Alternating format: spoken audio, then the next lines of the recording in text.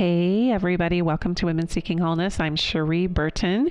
I'm so grateful for those of you who listen. I get these beautiful messages from people how they look forward to every Wednesday, the podcast going live while they're on a walk or while they're doing household things or where they're just kind of their me time.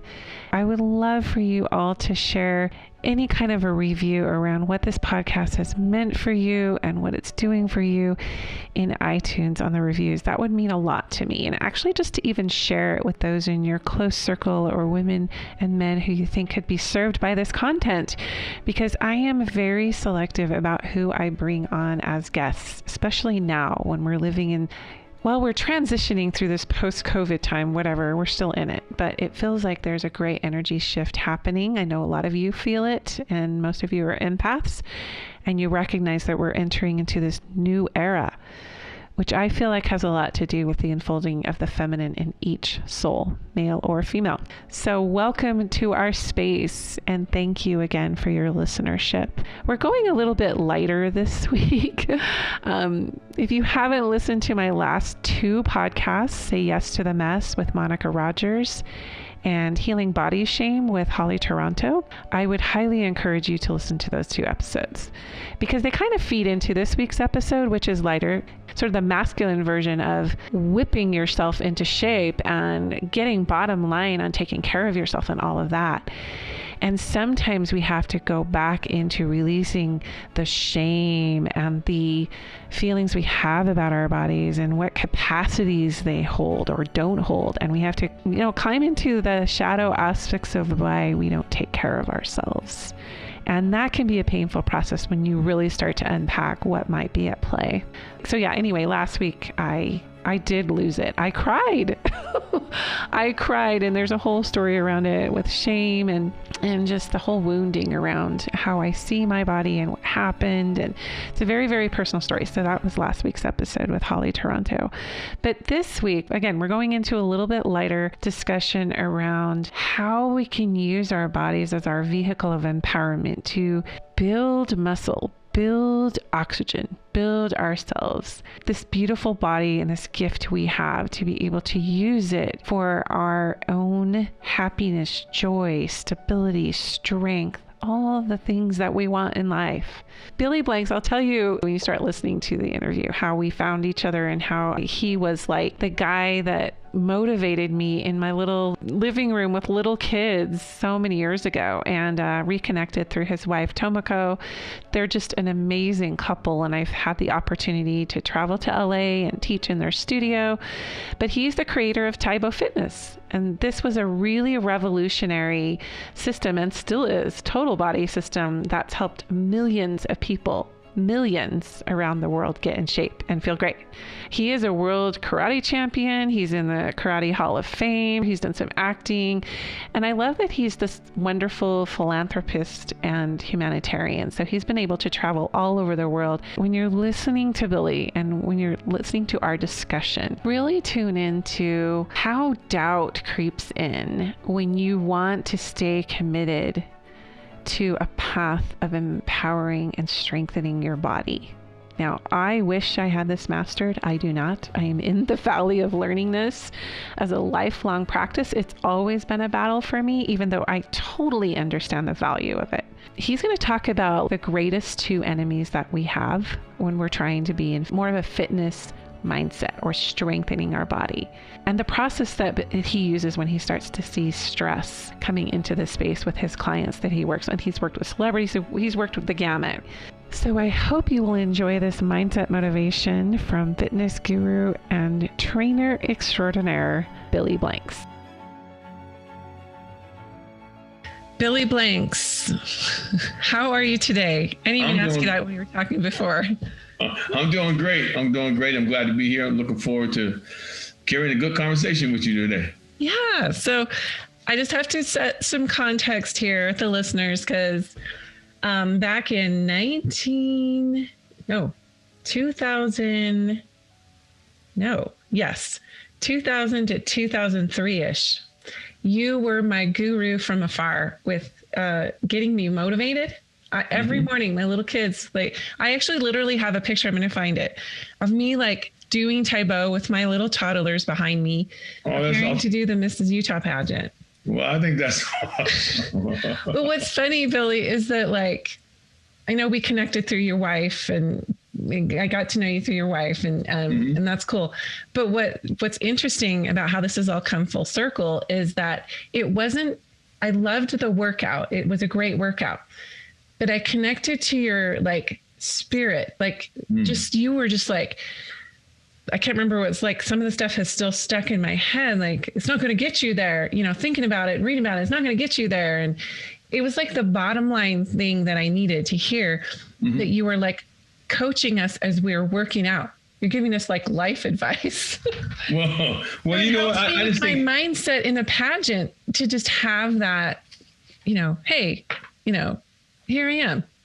Well, you know what? I think one of the most important things about when you said you worked out with the videos, and the videos kind of grab you that way. Well, my thing was to be able to not just be in the back showing people exercises. My goal was to be able to jump out of the screen and make people feel like I was in the living room right with them. Yes, you know, exactly.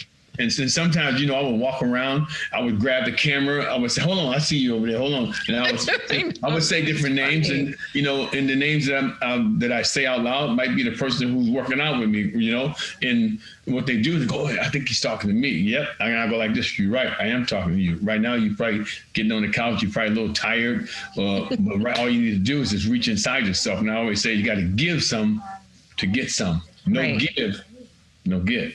Things like that, you know, to help get people going. That's now, come on, get up off the couch. I don't care if you have to walk strong. Just walk like you with an attitude, and walk like you in control of the workout. And I always tell, I like to say this: who has the power, you or the video? You do. You control the video. At any time, you can hit that button and turn me off. That's how much power and authority you have. So put on the power. Which I was known to do when I want to talk to Billy, because you have a natural affinity. I mean, I've been to your gym in LA. I've been in your home with you and your wife. I love everything you guys are about. What would you say motivates people the most? I mean, because people look at you and go, he's like just naturally came that way, right? Like, I'm sure you didn't. No, I didn't. You had to work.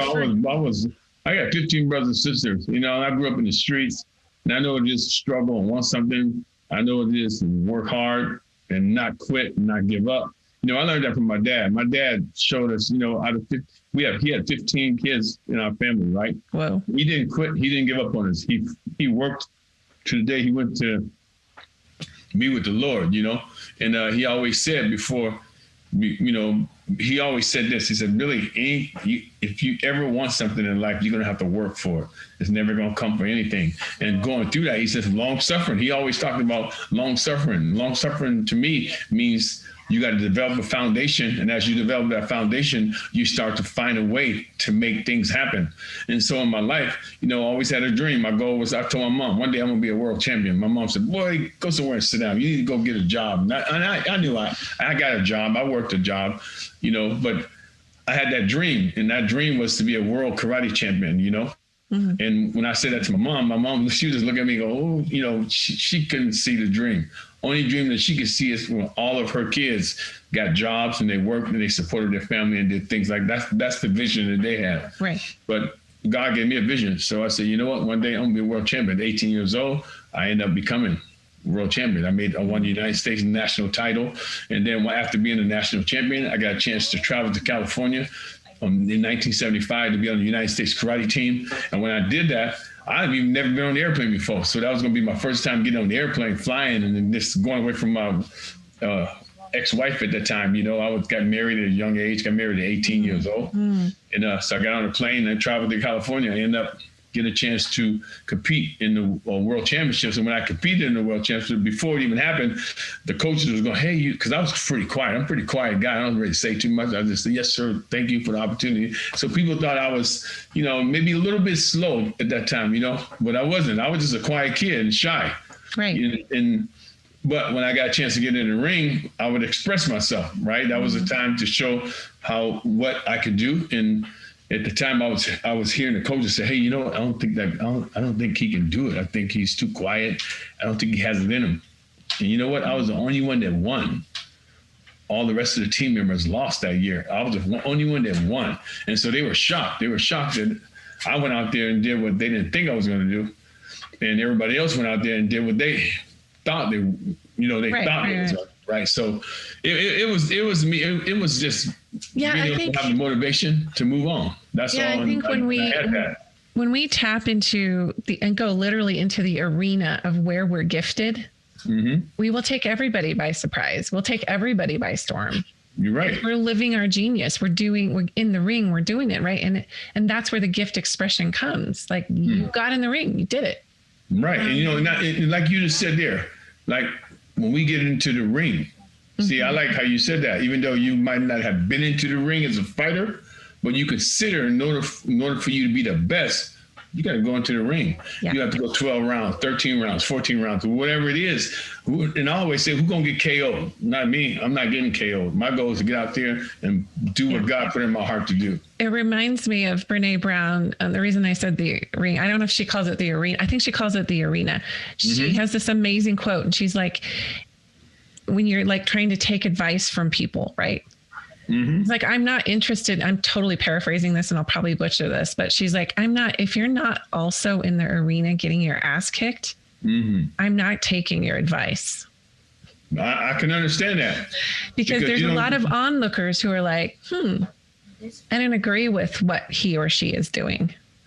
Well, I can understand what she's saying. Cause if you don't go through the fire, how do you know how to get through the fire if you don't go through it? So, to be able to go through what she's been through and what you've been through and other people who's successful has been through, it's hard to know it. Because a lot of people can sit on the outside and go, well, I wish I had what that person had, but they don't know how that person got it unless they walked in their shoes. And when you start walking in other people's shoes and you see the stuff that they go through just to be to where they are, you go, whoa, I didn't think it was that hard. I remember wanting to be in my first movie. So, man, I knew I could do what them action guys do. And they gave me a chance to be in my first movie. I was like, wow, this is not easy. This is tough. I got a chance to see that it's not easy. But it looks, when you sitting on the outside looking in, you go, oh, I can do that. But really, get a chance to try, you go, oh my God, so many takes. Do it over. Do it again. Do it over. Okay, go set. Hurry up and wait. It's like that hurry up and wait game. You gotta be ready for all sorts of things. So it's like the repetition for me. It's like showing up over and over and over. And there's that phrase, mother is the repetition of skill, or something like, maybe have it backwards. Repetition is mother skill. Let's talk about mindset and motivation, because there are a lot of people listening to this and going, okay, like, I'm not a like champion at anything. I don't care. Even maybe they don't care about being the best at something. They just want to find their thing and they want to stay motivated. And let's just talk about fitness. Okay. Mental and physical fitness. And why, that's obviously the channel that you took in your life. And that's the path you took, is to teach that and live that. Okay. And it's huge. But for a lot of people, and I'm going to include myself in that, it can be difficult to stay motivated. And like, I don't care if I have big muscles. I don't care if I want to feel good. I want to feel, and I know you work with a lot of clients who are the same. Right. They want to feel good. They want to feel confident. So how do you get the right mindset, motivation to stay in the ring? Okay, so let me say this. I'd say when most people start off in a workout, or if they start off in anything, I always say, let me ask you a question. I say, what is fitness or life greatest two enemies? Always ask that question when I'm doing a seminar. Always ask the people listening in. I'm asking you that question too. So if you can listen in and hear this question, always say, what is fitness greatest two enemies? And what is success greatest two enemies? They all work in one. And I always say, think about it before you say something, right? So I say, what is it? And a lot of people go, well, money. Some people say that.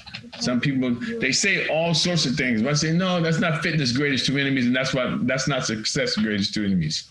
And then I ask them to say this. See if you can say this out loud. Say this out loud. Say I. And if you guys listening in, you can also try this too. Say I. Look. And act. Like my mind and will. Like my mind and will. Right. Say it again. I look and act like my mind and will. Okay, now say this. I look, look, and act and act like my mind and will. like my mind and will. That's a powerful statement. So if you guys are at home, you saying that, you say, I look and act like my mind and will. Think about what you just said. I look and act like my mind and will. Now say it like this. Say this now. Say, I look and act like my body. Like my body. That's how most people are. That's why they get discouraged. So that's the negative frame. Right, because if you look and act like your body, then you're not going far. I have a mind, I have a will, right? If I take my mind and will, I can always bring my body under control. But when people go in for a workout, they look at what they look like, they go get on the scale, they get discouraged. If they don't see any progress, they get discouraged. If what they heard don't coincide with what they see, they quit and give up. So I always say fitness' greatest two enemies is what you see and what you hear. So don't base your fitness program on how you look in the mirror. Base your fitness program on your will, your mind and your will. And if I get people, I always tell people, when you come in the gym with me, I don't really care about your body. All I care about is your mind and will. Give me a chance to get you to establish your mind and will, and then watch and see what happens to your body. Your body will follow your mind and will. So let's just say, like, you know this, right? And you're like, you know the mantra, I look and act, you know, like my mind and will. And then you just have a really off day. Let's say emotions are coming up and you're, you know, you want to be lazy or all your old programming around it, like all the resistance. Right. All this stuff comes up, right? Every day. When I get up out of my bed, every day it comes up. Even with me. I want to stop you right there because I think that people have a misconception of successful people that they're not meeting that same resistance.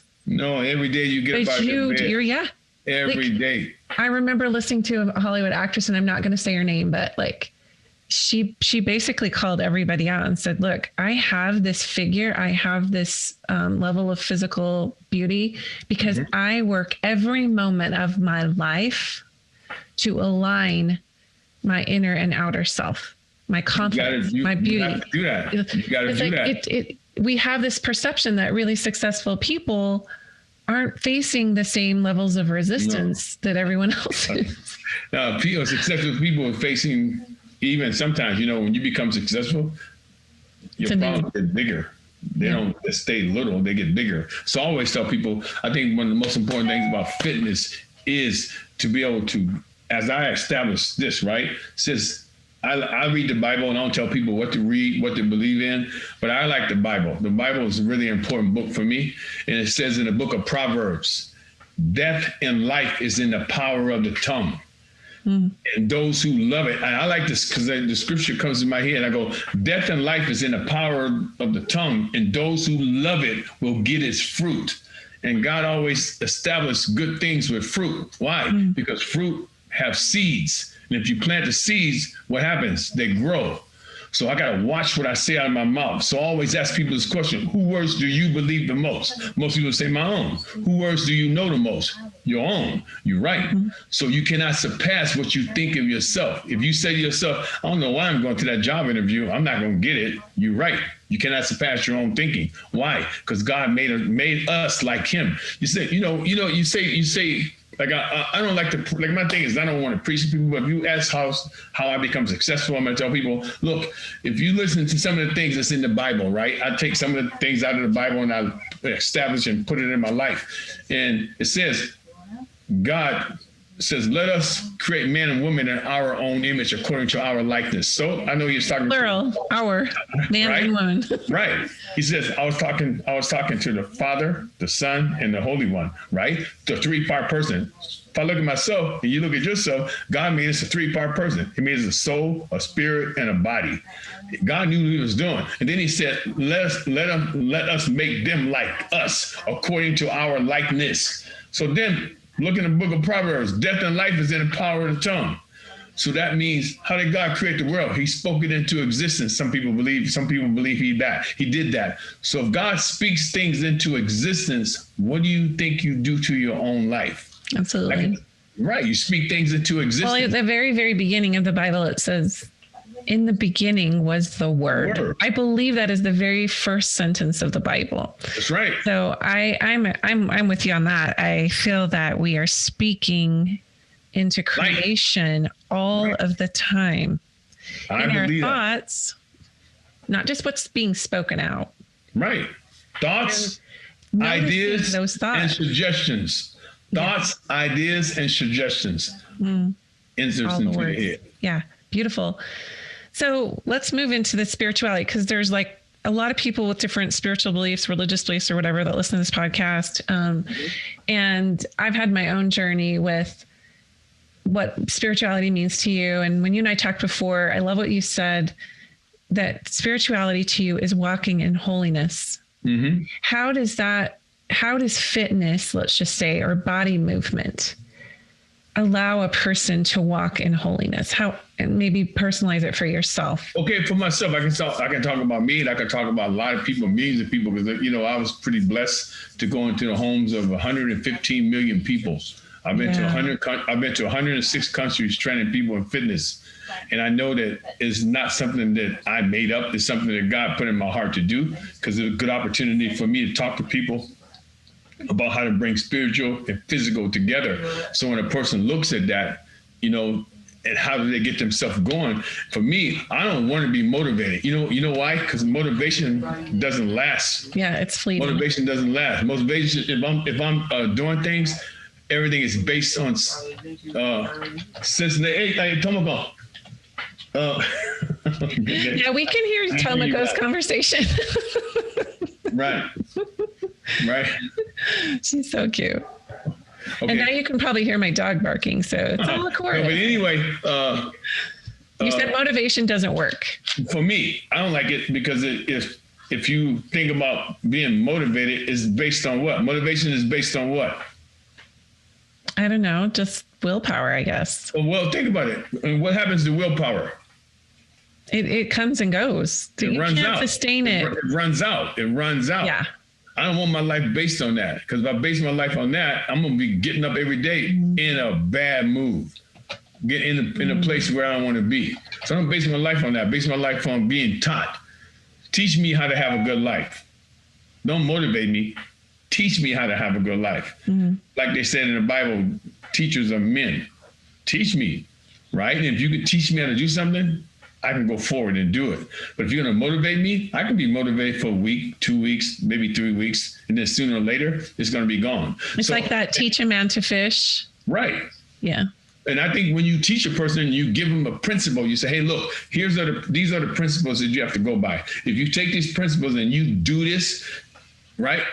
I said this, if you take these principles and you do this, watch and see what happens to your life. It's going to change. What's the key word in that sentence? Watch. Huh? I don't know. Watch, maybe? No. Give me, what do you think the key word was in that sentence? Say the sentence again. I said, if you do these things. Action. You have to move to action. You have to do it. Okay. That's the key word, but it's a catchword. Remember, motivational speakers will throw catchwords. Why? Because I want to catch you and make you feel like, whoa, man, that's awesome. You can do it. But the most powerful word in that whole sentence was the word if. Okay. The word if. Why is if the key word? You have a free will. I can't make you do anything you don't want to do. Mm-hmm. I always tell my clients, I cannot make you come to this gym. I cannot make you work hard. But if you do these things, watch and see what happens to your life. Watch and see. See, and people miss the word. You said the two enemies of fitness are seeing and hearing. And then conversely, those can be the things that save you, right? That's right. The paradox here. That's right. Your two best friends and your two greatest enemies. Right. And the only reason why I say they can be your two worst enemies, because if what you see don't coincide with what somebody has told you. Like I ask you, how do you lose weight? You go, well, I did this and I did this. Okay. I go get the tapes and I do what you did. And then I go, wow, it didn't work. So I'm not doing that anymore. So I said, don't base your life on what you see and hear. Because if you base your life on what you see and hear, you'll never be able to go forward in life. Right. So I look at success the same way. So in order for me to be able to do things, I have to not look at what people say I am. because growing up as a kid, I had dyslexia. And having dyslexia, it made me not be able to read. Well, I didn't start reading until I was 40 years old. Wow. I was too scared to get in front of people and open up a book and read it in front of people because I would leave words out. So people thought I was mentally handicapped, but I was not mentally handicapped. I was just a shy kid that had a learning disorder that people in my days didn't know what it was. I didn't find out until I was 35 years old I had dyslexia. So when I got involved with fitness gave me an opportunity to see how to bring mind and body and spirit together. And once I learned how to do that, who would ever think that I would create a word called Tae Bo? It's in a dictionary. Who would ever think I'd be that person? Matter of fact, who would ever think I would create a word that would become an acronym? TAEBO. T stands for take. A stands for action. E stands for execute. B stands for bodyguard. O stands for overcome the obstacle. Right? And I know that people have those 5 things in their life that always coming toward them. They're always coming back to that mind, body, spirit center. So when you say physical fitness, body shows emotions. When I see you move, movement shows emotions. You don't have to tell me that you're tired. I can already see it by the way you move, how you expressing yourself. I'm really tuned into when people are suffering emotionally, which all of us are to some degree, but like depression speaks. It doesn't use words. That's right. There's an energy to that. And it's not a judgment on someone. It's just, hey, this is what you're experiencing right now.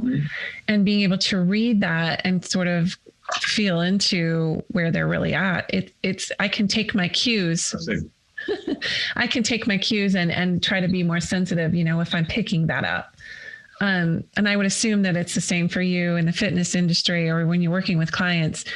You really kind of have to read and meet people where they're at. You got to. And so, like you're saying, motivation is lost on them.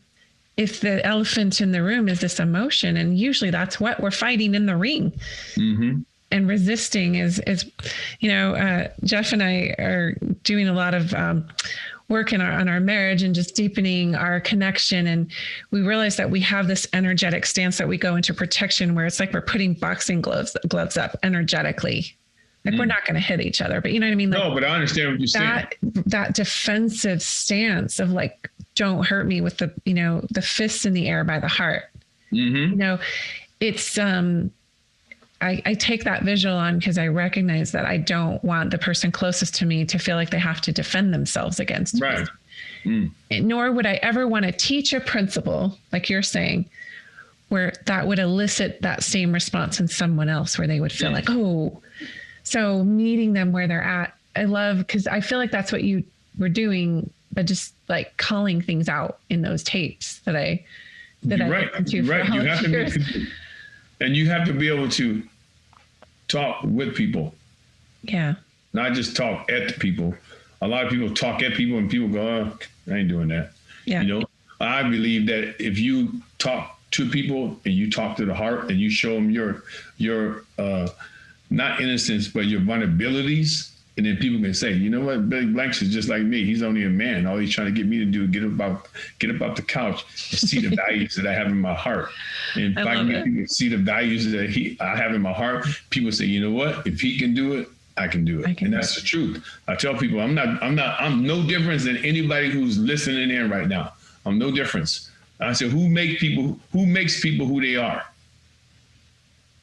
Who makes people who they are? Well, you could say God, but it's yourself. It's you. No, I know. Yeah, that's right. It's you. It's not just me. Who makes people who I am? People. Yeah.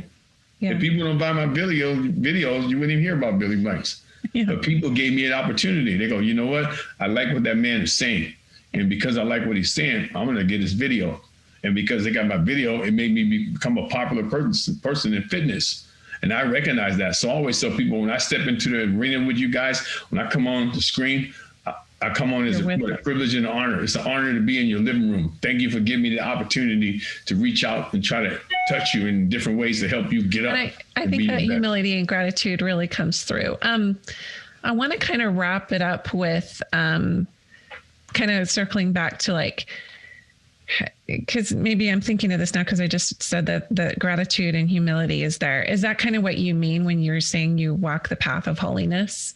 Yeah, when you say when I walk the path of holiness, I always say I'm going to be upright. I'm going to walk upright I'm going to walk in God's standards.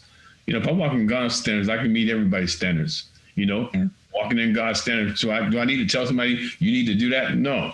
All I need to do is be an example. If I be an example, then people say, Billy, well, how do you get like that? And I just say, hey, these are some of the things that I do.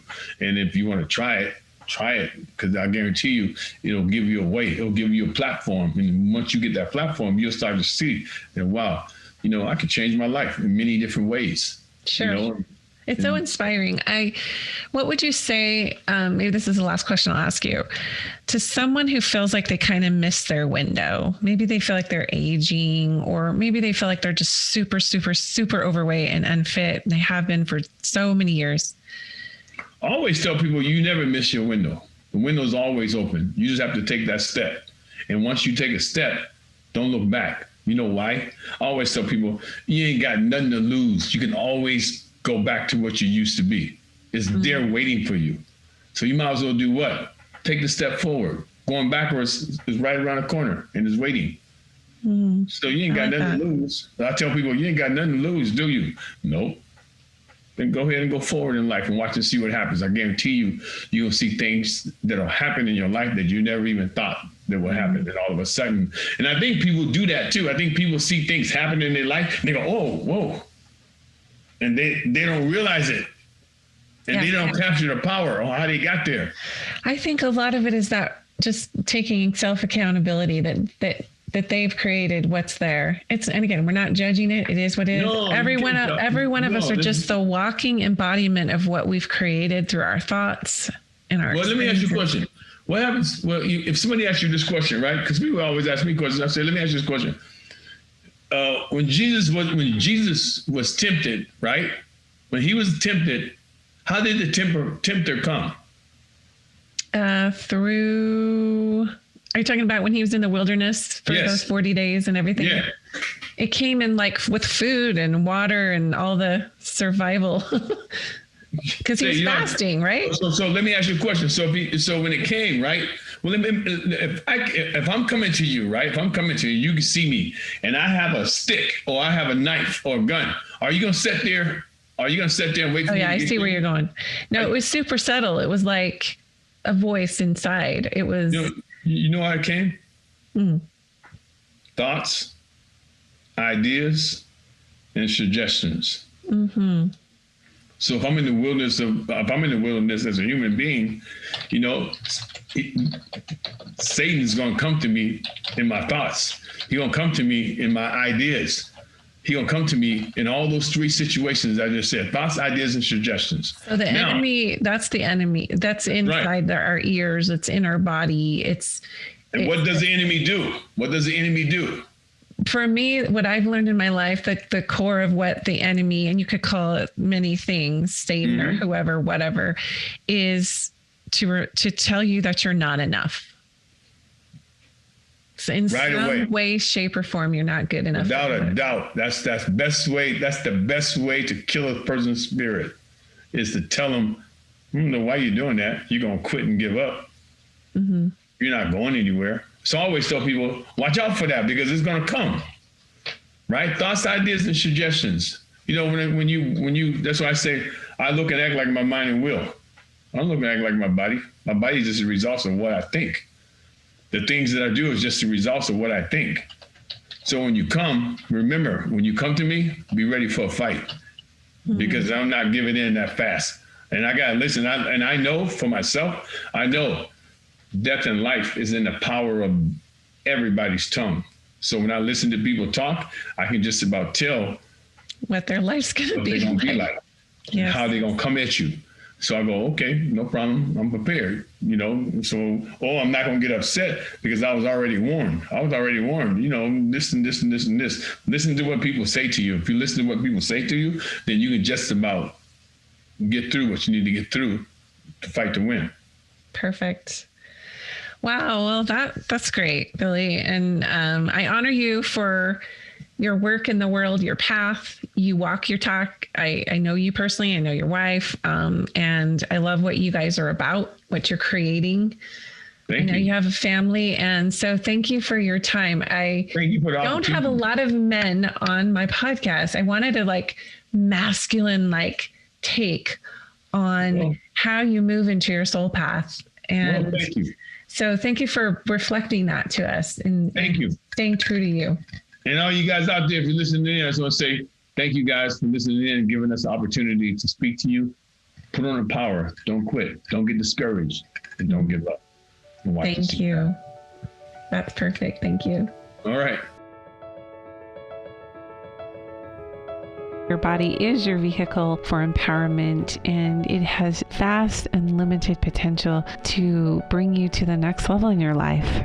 Recognizing that you are strong, that you do have what it takes, and that even taking those baby steps can yield huge dividends in the long-term scheme of things. Thank you, Billy. You can find him on Billy Blank's Official 1, that's the number 1, on Instagram. You can follow his Billy Blank's Tae Bo Fitness group on Facebook. And yeah, just check out his offerings. I mean, the guy, you would never know that he's in his 60s. He is in amazing spiritual, mental, and physical fitness. And remember, you can ask to join our private Facebook group, Women Seeking Wholeness, and find me on Instagram, cherie.burton. Have a glorious week, and we'll talk to you next time on Women Seeking Wholeness.